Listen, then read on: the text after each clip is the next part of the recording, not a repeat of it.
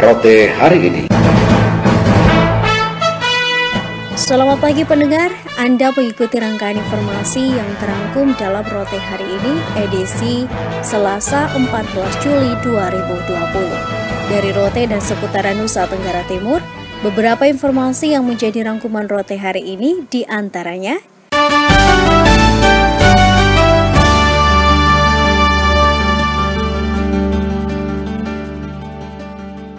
Lembaga Pendidikan Menengah Atas dan Kejuruan Rotendao akan melaksanakan proses belajar mengajar tahun ajaran baru dengan sejumlah pertimbangan di era new normal.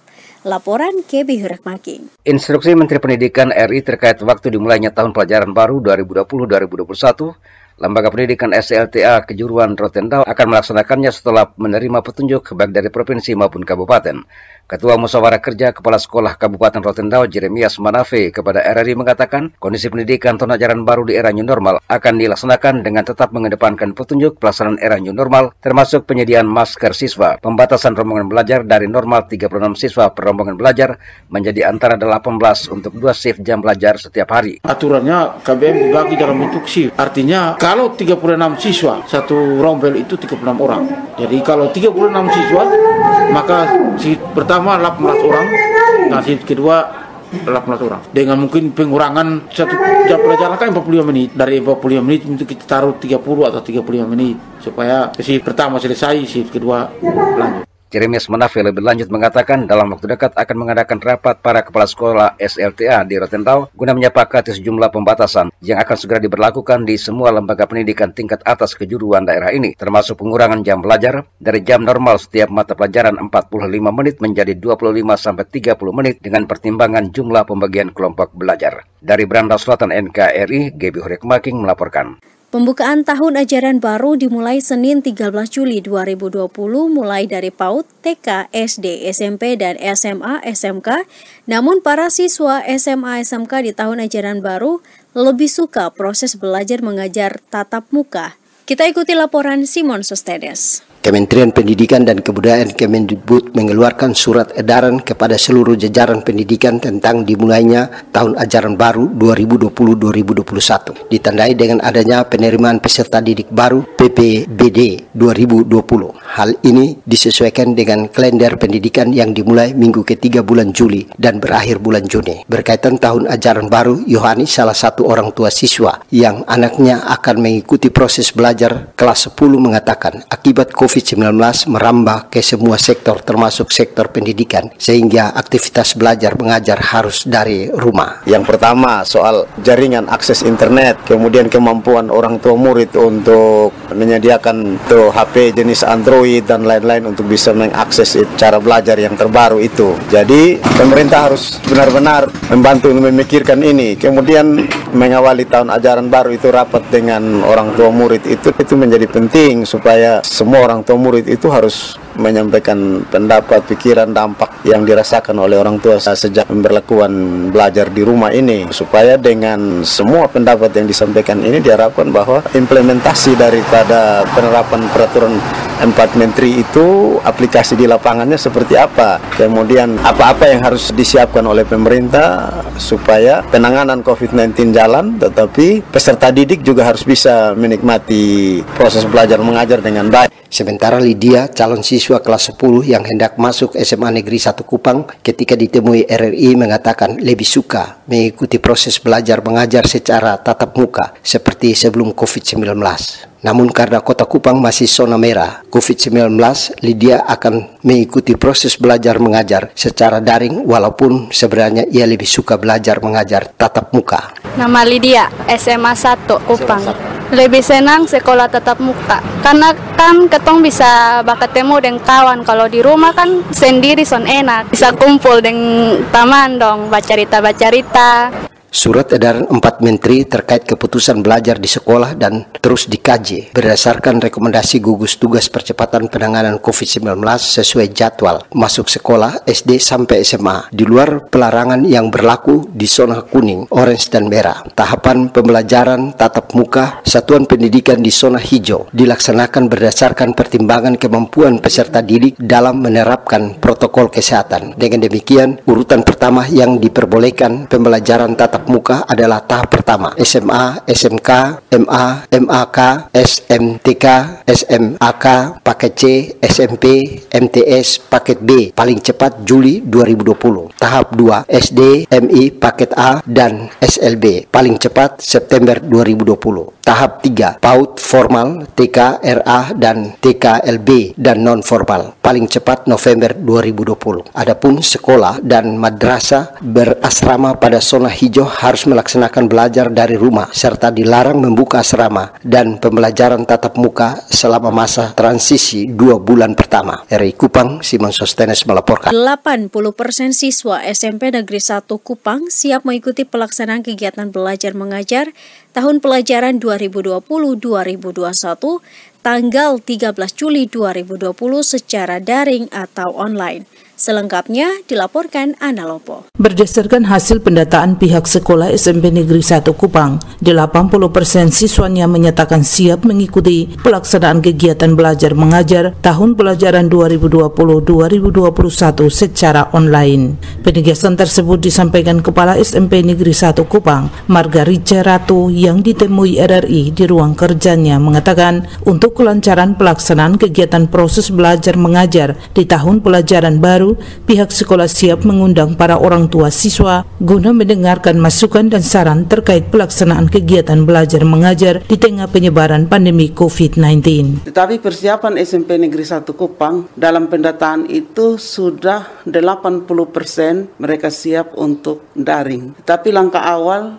pasti kami pihak sekolah akan mengundang orang tua apakah anak-anak ini siap untuk daring atau luring. Karena sesuai dengan keputusan 4 menteri, anak-anak harus belajar dari rumah yang istilahnya BDR, maka kami pihak sekolah akan mempersiapkan itu. SMP Negeri 1 Kupang dengan 35 rombongan belajar terdiri dari kelas 7 11 kelas, kelas 8 11 kelas, dan kelas 9 13 kelas. Menurut Kepala Sekolah Margarita Ratu, apabila pemerintah menerapkan wilayah Kota Kupang masuk zona hijau, maka pihak sekolah akan membentuk kelas SIP dengan tetap menerapkan protokol kesehatan. Jadi kami juga siap kalau orang tua setuju, maka kita bagi per SIP. Karena kita ada 3 tingkat kelas, maka kita bisa membagi kelas 7, kelas 8, dan kelas 9. Kalau per SIP, maka kalau dalam zona merah, kita sudah memperhitungkan bahwa satu hari itu hanya 4 jam pembelajaran, dan itu otomatis berkurang, Bapak. Tidak sama seperti normalnya yang harus 7 jam pelajaran per hari. Pelaksanaan kegiatan belajar mengajar tahun pelajaran 2020-2021 secara nasional dimulai serentak tanggal 13 Juli 2020. Namun akibat pandemi COVID-19,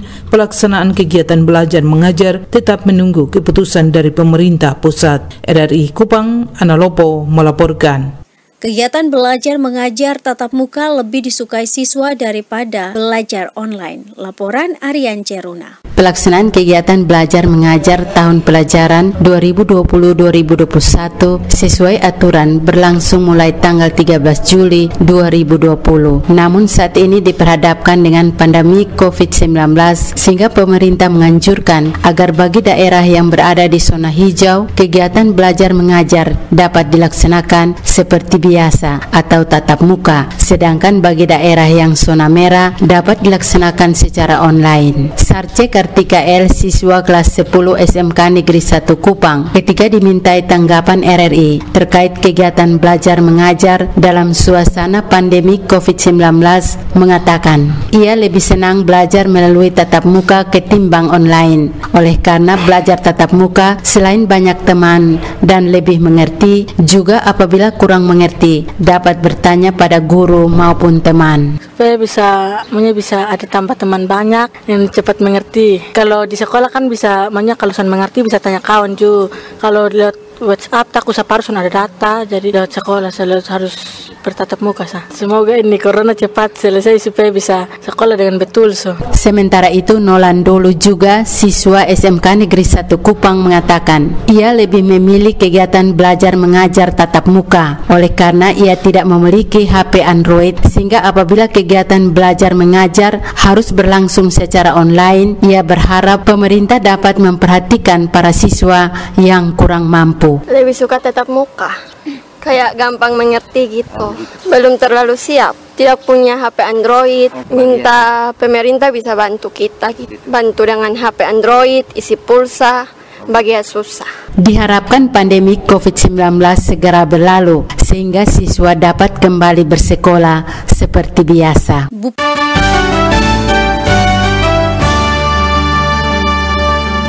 Bupati Belu ingatkan masyarakat yang telah menerima bantuan sosial tunai atau BST harus digunakan untuk memenuhi kebutuhan setiap hari, jangan untuk keperluan adat. Feby Leolede melaporkan. Sebanyak 388 orang masyarakat Kelurahan Manumutin, Kecamatan Kota Atambua, Kabupaten Belu menerima bantuan sosial tunai BST tahap 3 yang diprogramkan Kementerian Sosial untuk membantu masyarakat di tengah pandemi COVID-19. Penyerahan secara simbolis langsung dilakukan oleh Bupati Belu Willy Broduslai kepada perwakilan masyarakat penerima manfaat bertempat di kantor Lurah Manumutin Senin pagi. Dalam kesempatan tersebut, Bupati Belu Willy Broduslai mengingatkan agar bantuan sosial tunai yang diberikan pemerintah digunakan secara baik oleh masyarakat untuk memenuhi kebutuhan setiap harinya seperti kebutuhan pokok dan keperluan sekolah anak karena tujuan program tersebut untuk membantu masyarakat di tengah situasi sulit akibat pandemi COVID-19. Pihaknya juga mengingatkan agar bantuan tersebut tidak digunakan untuk keperluan adat, apalagi untuk hal yang tidak bermanfaat. Karenanya kepada relawan COVID perlu melakukan pendampingan dan pengawasan agar bantuan tersebut dimanfaatkan secara baik oleh masyarakat. Uang PST, BLT, GPS yang dibagikan, relawan harus benar-benar memantau uang ini dipergunakan untuk hal-hal membeli pangan, membeli sembako. Jadi jangan sampai di osannya Pak adat, kalau osan ini sampai bawa ke adat, relawan lapor di Pak Camat bilang ini dorang uang tidak mau beli sembako sehingga ini anak-anak dorang hidup gizi kurang, pertumbuhan tidak baik, sia storba adat. Jadi ini kali adat harus mengalahkan kesehatan. Karena kenapa pemerintah membayar semua tinanefo kansera hotu tanpa pemerintah bahanoin kesehatan itu sangat penting. Sementara seorang masyarakat penerima bantuan, Wehelmina Frida Maumea mengungkapkan terima kasih kepada pemerintah karena telah memberikan bantuan yang sangat membantu ekonomi masyarakat. Diakuinya sebagai petani sangat sulit untuk menjual hasil kebun, namun dengan bantuan yang diberikan oleh pemerintah dapat dimanfaatkan untuk memenuhi kebutuhan setiap hari. Ya, membantu ekonomi karena sementara ini virus corona ini jadi agak susah ekonomi.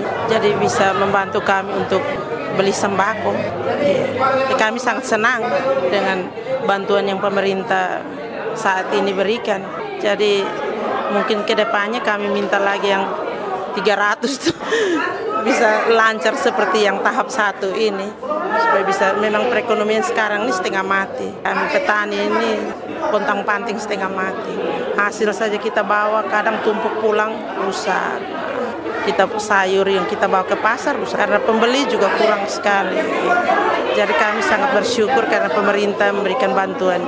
Iya, ini bantuan yang kami sudah terima 3 kali. Ini terakhir yang kami terima 3 kali tahap 1. Ya, kami sampaikan rasa terima kasih yang sebesar-besarnya untuk pemerintah yang sudah bisa membantu kami masyarakat miskin. Bantuan sosial tunai BST tahap 3 langsung disalurkan oleh PT Pos Atambua kepada masyarakat penerima manfaat dengan besaran bantuan yang diterima setiap kepala keluarga menerima Rp600.000. RRI Atambua, Feby Leolede melaporkan. Komisi 3 DPRD ND mendesak pemerintah Kabupaten ND mengurangi beban biaya rapid test khusus pelajar dan mahasiswa yang hendak melakukan perjalanan keluar wilayah Kabupaten ND untuk melanjutkan pendidikan. Laporan Rovinus Wula. Hal itu disampaikan Ketua Komisi 3 DPRD ND Vincent Sanggu Esa dalam rapat dengar pendapat bersama dengan sejumlah OPD, pelajar dan mahasiswa asal Kabupaten ND di ruang rapat gabungan Komisi DPRD ND. Vincent mengatakan keluhan pelajar dan mahasiswa terkait biaya rapid test yang begitu mahal harus menjadi perhatian bersama pemerintah Kabupaten ND dan lembaga DPRD ND. Komisi 3 DPRD ND mendesak pemerintah daerah Kabupaten ND gratiskan rapid test bagi pelajar dan mahasiswa yang hendak melakukan perjalanan untuk melanjutkan pendidikan. Jikalau memang tidak bisa, Komisi 3 DPRD ND meminta pemerintah ringankan biaya rapid test khusus pelajar dan mahasiswa asal Kabupaten ND. Pemerintah daerah melalui Dinas Kesehatan didesak untuk menyediakan tenaga kesehatan dan fasilitas kesehatan terkait rapid test bagi pelajar dan mahasiswa. DPRD Komisi 3 mendesak kepada pemerintah untuk menggratiskan, dan kalau memang tidak bisa, kita minta untuk ringankan biayanya terhadap rapid test khusus bagi pelajar dan mahasiswa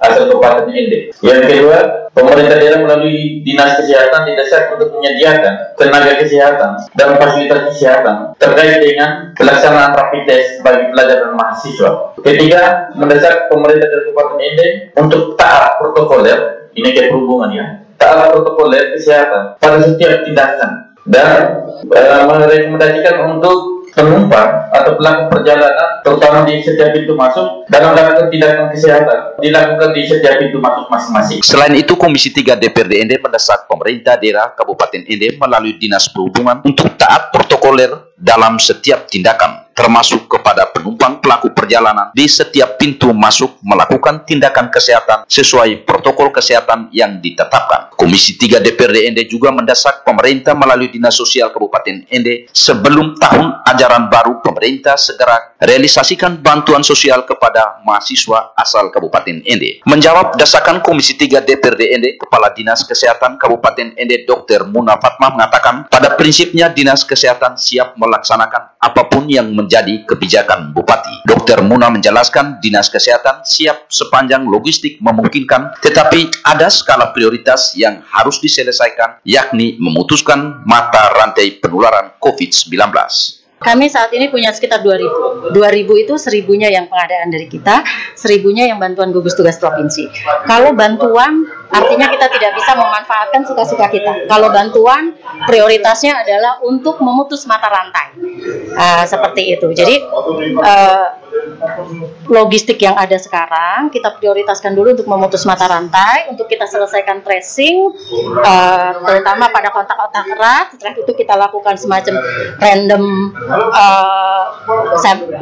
random rapid ya secara acak untuk memastikan bahwa memang transmisi lokal sudah bisa kita hentikan. Kadis Kesehatan Kabupaten ND menambahkan saat ini Dinas Kesehatan memiliki 2.000 alat rapid, 1.000 pengadaan pemerintah daerah, sementara 1.000 lainnya merupakan bantuan gugus tugas provinsi. Muna Fatma menjelaskan kalau bantuan pemanfaatan tidak suka-suka, tetapi prioritas untuk memutus mata rantai COVID-19.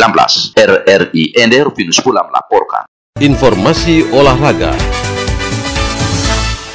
Kementerian Pemuda dan Olahraga Republik Indonesia menyalurkan bantuan alat pelindung diri atau APD kepada mitra sekolah sepak bola atau SSB maupun klub sepak bola yang selalu terlibat dan berpartisipasi pada setiap kompetisi event liga berjenjang yang diselenggarakan setiap tahun oleh Kemenpora RI. Selengkapnya Alotani melaporkan. Koordinator Liga Berjenjang Piala Kementerian Pemuda dan Olahraga Republik Indonesia Wilayah Nusa Tenggara Timur, Sipri Seko kepada RRI di Kupang Sabtu kemarin menjelaskan alat pelindung diri atau APD yang diberikan Kementerian Pemuda dan Olahraga RI kepada SSB maupun klub-klub sepak bola mitra berjenjang di Nusa Tenggara Timur berupa masker, hand sanitizer, soap sanitizer, vitamin dan masker. Menurut Sipri Seko, APD tersebut disalurkan melalui operator-operator Liga Berjenjang di seluruh Indonesia yang selama ini sudah jalan mulai dari Fosbi kategori U12, U14, Blispi, U16 manajemen kompetisi sepak bola wanita Aquatex dan Fosbi untuk sepak bola mahasiswa. Untuk Nusa Tenggara Timur itu saat ini kita sudah salurkan APD itu ke mitra-mitra terkait dan SSB khususnya yang ada di Kota Kupang dan Kabupaten Kupang. Kenapa Kota Kupang dan Kabupaten Kupang? Karena ini yang bisa kami jangkau. Karena APD yang dikirim oleh Kementerian Pemuda dan Olahraga berupa hand sanitizer, sabun tangan, sabun untuk cuci tangan, lalu ada masker kain, lalu ada vitamin.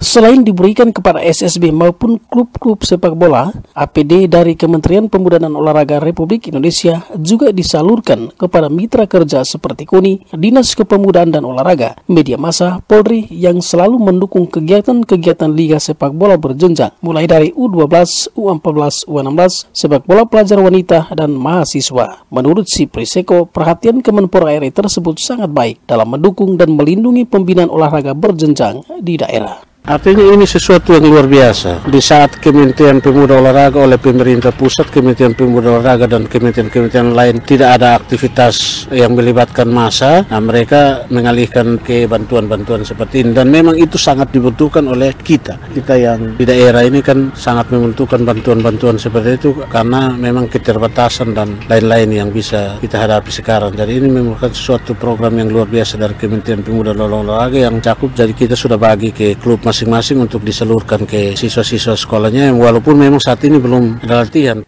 Pelatih sepak bola usia berjenjang SSB Bali United Kristal Kupang, Willy Dambu, turut memberi apresiasi kepada Kementerian Pemuda dan Olahraga RI yang telah menaruh perhatian kepada sekolah sepak bola maupun klub-klub sepak bola di daerah serta mitra kerjanya yang selalu mendukung pembinaan olahraga berjenjang di kabupaten kota se-Indonesia. RRI Kupang, Alotani melaporkan.